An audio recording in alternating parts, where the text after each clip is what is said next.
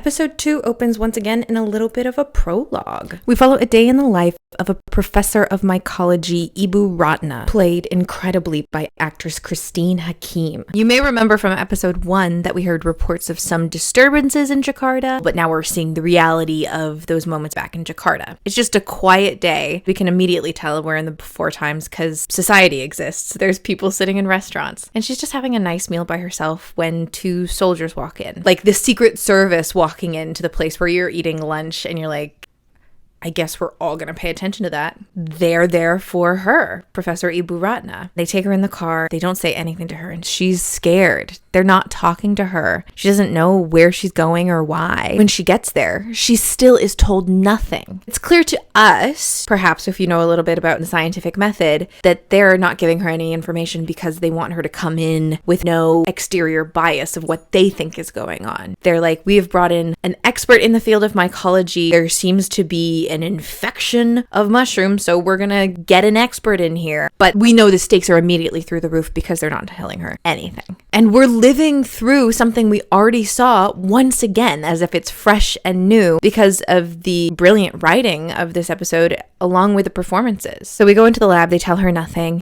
They present her with a sample in a little dish, and they ask her to look at it through a microscope. They ask her what she sees. She says that it's an otheocordyceps type of mushroom. But it becomes strange when she learns this sample was taken from a human, which is impossible, but because of global warming and mutation, maybe it is possible. That ups the stakes for Professor Ratna, and she's got to see what's going on for herself. As we transition into the next scene where Ibu Ratna is examining a dead factory worker who was infected, bitten by somebody else, and is now dead. When Ratna suits up in the giant hazmat suit, though she has a grim and stern expression, she's professional. Through that mask, we can still see the fear behind it all. This is not her day to day. She was having lunch less than an hour ago, and now she's about to examine a dead body. Once again, I really just want to bow down at the feet of Christine Hakim because she had 10 minutes to tell a full 5-act story of grief from denial to acceptance. We don't see the traditional 5 stages, but we do see 5-act structure here. And she's still in denial. She walks up to the body. The main army guy who's leading her through this tells her to look at the lower left leg where there's a bite. She cuts open the bite, and inside it seems to be infected with cordyceps. We can see that kind of white, stringy substance underneath the leg.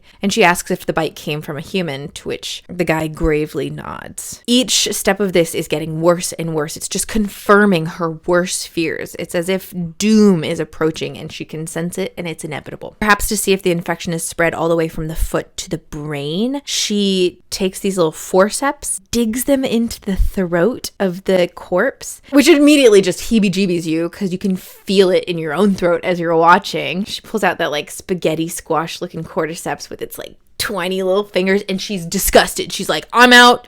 This is my nope factor. I believe you that your sample that you gave me came from a human. This human is infected with otheocordyceps. That much is clear. That caused them to act violently, causing them to be executed. Crap.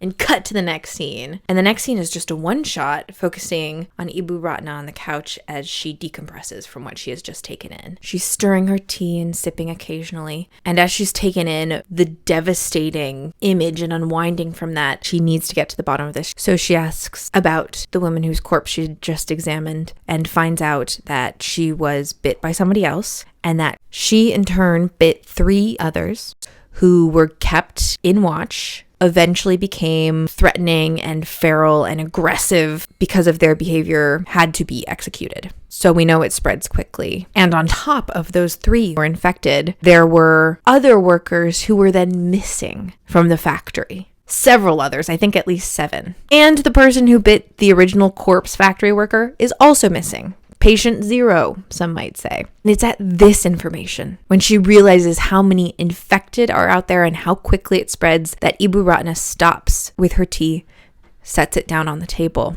But despite what we can see from her obvious body language, the army guy, instead of seeing this as a sign that this is the end, he blows on past to his inciting incident to say, we've called you in here to make a vaccine or a medicine. We've called you in here to solve this problem. You're the professional. Can you help us? And once again, I want to applaud Christine Hakim, who plays Ibu Ratna, because the weariness she expresses when she says, I need you to understand me. She's already so tired because she is dealing with her own grief of knowing that her life is going to end soon, the lives of all the people that she loves are going to end soon, that this infection is so much worse than anybody knows except for herself, and she is alone in that loneliness, and that weariness is expressed in the line, just, I need you to listen to me carefully, because she's not going to repeat herself. There is no cure. There is no vaccine. I can't do what you're asking me to do. So don't ask again. This was traumatic enough. At this moment, these two people become children. All their power is null and void in the face of this insurmountable doom. And he says, well, what should we do? And with that same weary, exasperated, but serious, I'm not going to say it again tone, she says, bomb.